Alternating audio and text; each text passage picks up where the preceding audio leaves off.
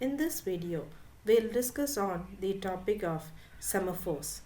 Inter-process communication can also be done through semaphores. Semaphores can be used for processes which are which does not require a busy waiting concept. Now this semaphore came from the concept of the shared memory. What is shared memory? You try to maintain a common data and share it between few other process. So if process A and process B share some data, and if process A has to update it, it tries to lock the particular data and then does all the updation, and once it unlocks it, process B, which is waiting for that memory, locks it again and starts its work, so that you have a consistent result. When you have a shared uh, memory concept, then the lot transactions which happen has to produce an consistent result, and for that you have a lot of concurrent transaction process. And now here you have an inter process communication through semaphores. Now this semaphores here, while we try to do an inter process communication, is described in terms of encounters. Hope you remember the producer consumer problem which we have learned already in the operating system syllabus.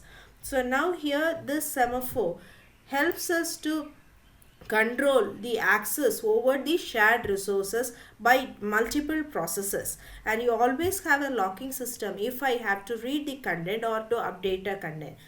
Suppose for example you have a print room where you have 5 printers, and at a point of time only one printer can do a single job. So we have a semaphore value of 1 which has been set. I have a semaphore array. Now this printer is been shared by all the one in the corporate, and therefore we have a semaphore array which has the printer number as 0, 1, 2, 3 and 4. Now everyone's value is set to 1 because it has highest capability to access or to do the job at a point of time is 1, and therefore it is set to 1. And if one request comes and it is assigned to printer 0, which means printer 0 is being locked by a process for the printing job, and therefore the semaphore value's capability becomes 0. The reason it becomes 0 is at that point of time it is not capable of accepting any more requests. So that is how the semaphore array helps us to access the shared resources. Now this semaphore array has a lot of entries. In addition to the unique ID, it talks about the permission, the semaphore operation time, the time in which that particular semaphore is available, the last change in an array. It's not a print array, but then it's an array where you store and data. So there is, if there is a change in the data content, the last time it has changed, the pointer to the first semaphore in the array. From 0 to 5 you have, 0 to 4 you have, so a pointer to the first one. And there is a lot of undo requests in the array. If there is a change, if there is not a consistent result, we are going to revert back to the older position. You have a rollback system and the number of semaphores in the array. So it takes care of all the last operation which is made, the current semaphore value, the number of processes which are waiting to access the shared data, and that is, we say, the number of processes waiting for a semaphore. As and when the number of processes starts increasing, the value also starts increasing, and you have to wait for the value to become 0. So you have a semaphore table. This is data area 1, data area 2, so on and so forth. You have a lot of semaphore arrays based on those values. Now you have a semaphore get system call. It is similar to the get system call what we had, message queue get system call what we had. So it tries to create a semaphore if it's not there. It tries to create a shared area if it's not there, or else it retrieves the already existing one. You have the key and the flags which are already discussed in your get system call. And the operation gives you a set of operations which has to be done on to the semaphore content. So you have the op list and an op count.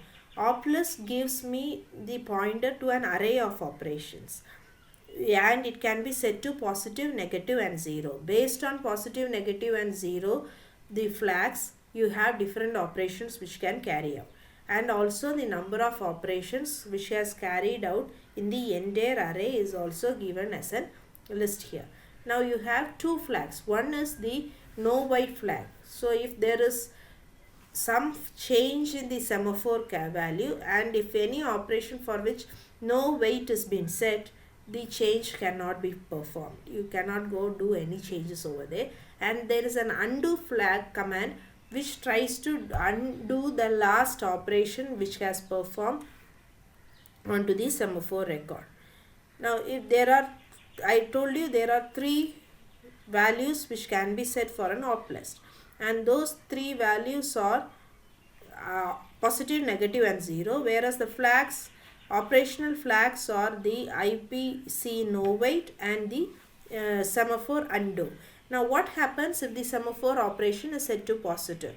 If it is set to positive, it tries to release the number of resources back onto the array entry, and if there is an undo flag, then the update process goes beyond their last prot and it goes to the previous value. Once this is all done, it wakes up all the process once the semaphore operation is done. Or for example, if process A is accessing a semaphore, it has modified it and it then releases it.